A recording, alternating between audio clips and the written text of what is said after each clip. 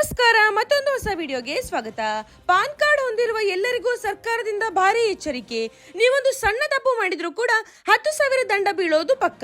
ಹೌದು, PAN card ಬಳಕೆ ಮಾಡುವ ಪ್ರತಿಯೊಬ್ಬರು ಇದು ತಪ್ಪದೆ ಕೇಳಲೇಬೇಕಾದ ವಿಷಯ. ಹಾಗಿದ್ರೆ ಯಾವ ತಪ್ಪು ಮಾಡಿದ್ರೆ ದಂಡ ಅನ್ನೋದನ್ನ ವಿಡಿಯೋದಲ್ಲಿ ಪೂರ್ತಿಯಾಗಿ ನೋಡೋಣ. ಅದಕ್ಕೂ ಮುಂಚೆ ನಿಮ್ಗೆ ಈ ವಿಡಿಯೋ ಇಷ್ಟ ಆದಲ್ಲಿ ಸಬ್ಸ್ಕ್ರೈಬ್ ಮಾಡ್ಕೊಳ್ಳಿ. ಹಾಗಿದ್ರೆ ದಂಡ ಬೀಳೋ ವಿಷಯಗಳು ಯಾವುದು ಅಂದ್ರೆ, ಮೊದಲನೇದಾಗಿ 2 ಪಾನ್ ಕಾರ್ಡ್ ಇದ್ದರೆ ಒಬ್ಬ ವ್ಯಕ್ತಿಗೆ 1 ಪಾನ್ ಮಾತ್ರ ಮಾನ್ಯ. ತಪ್ಪಾಗಿ ನೀವು 2 ಪಾನ್ ಪಡೆದಿದ್ದರೆ ಇನ್ಕಮ್ ಟ್ಯಾಕ್ಸ್ ಆಕ್ಟ್ 272B ಪ್ರಕಾರ 10,000 ದಂಡ ಬೀಳುತ್ತೆ.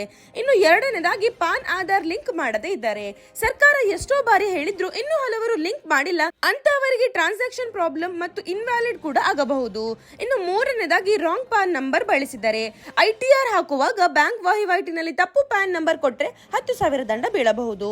ಇನ್ನು ನಾಲ್ಕನೇದಾಗಿ ಪಾನ್ ಕಾರ್ಡ್ ಡೀಟೇಲ್ಸ್ ತಪ್ಪಿದ್ದಾರೆ.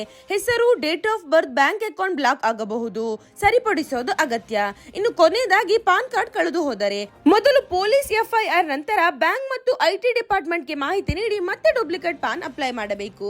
ನಿಮಗೆ ಈ ನಿಯಮದ ಬಗ್ಗೆ ಏನನ್ನಿಸ್ತು ಅಂತ ಕಾಮೆಂಟ್ ನಲ್ಲಿ ತಿಳಿಸಿ. ಮತ್ತೆ ಮುಂದಿನ ವಿಡಿಯೋದಲ್ಲಿ ಸಿಗೋಣ. ಧನ್ಯವಾದಗಳು.